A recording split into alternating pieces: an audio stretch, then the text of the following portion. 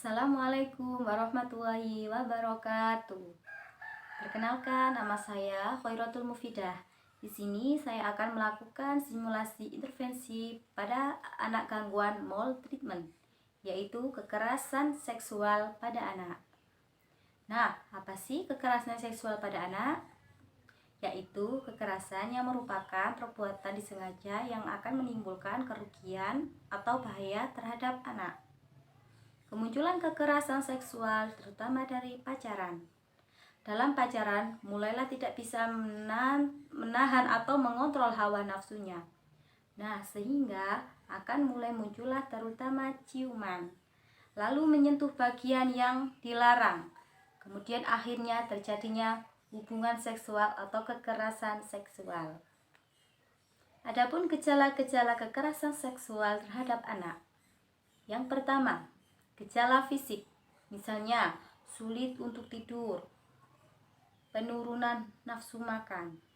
Yang kedua, gejala emosional, misalnya stres, depresi, ketakutan yang berlebihan atau fobia, dan kehamilan yang tidak diinginkan. Yang ketiga, gejala psikologis, misalnya trauma, stress disorder, dan juga kecemasan. Adapun juga akan membawa dampak kekerasan pada anak. Yang pertama, powerkismis. Apa itu powerkismis? Di mana anak tidak berdaya dan tersiksa ketika mengungkapkan peristiwa kekerasan seksual tersebut. Yang kedua, pengkhianatan. Yang ketiga, trauma secara seksual.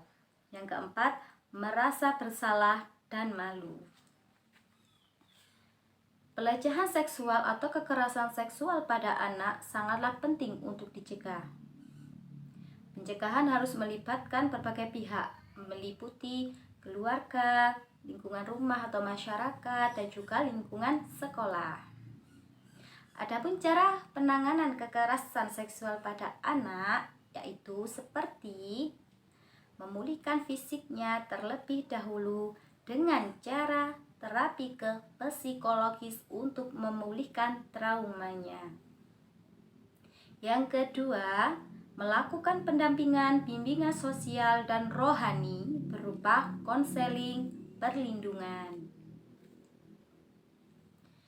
Kekerasan seksual pada anak dapat terjadi di mana saja dan terjadi kapan saja, serta dapat dilakukan oleh siapa saja. Oleh karena itu, anak perlu dibekali dengan pengetahuan seksualitas yang benar agar anak dapat terhindar dari kekerasan seksual. Adapun intervensi yang pertama yaitu saya menggunakan metode pendekatan wawancara dan diskusi dengan psikologis. Dalam hal ini dilaksanakan menggunakan pendekatan kualitatif dengan kasus kekerasan seksual pada anak. Adapun intervensi yang kedua yaitu menggunakan metode pendekatan wawancara dan diskusi dengan anak atau siswa. Dalam hal ini dilakukan dengan menggunakan sketsa bergambar, yaitu dengan bercerita tentang sketsa bergambar. Misalnya ada gambar anak laki-laki dan perempuan yang sedang bermain bersama dan juga dengan orang dewasa. Nah, di situ anak bisa melihat bagian-bagian mana saja yang boleh disentuh dan tidak boleh disentuh oleh anak. Nah, itu saja yang bisa saya sampaikan. Terima kasih. Semoga bermanfaat ya untuk kita semua. Wassalamualaikum warahmatullahi wabarakatuh.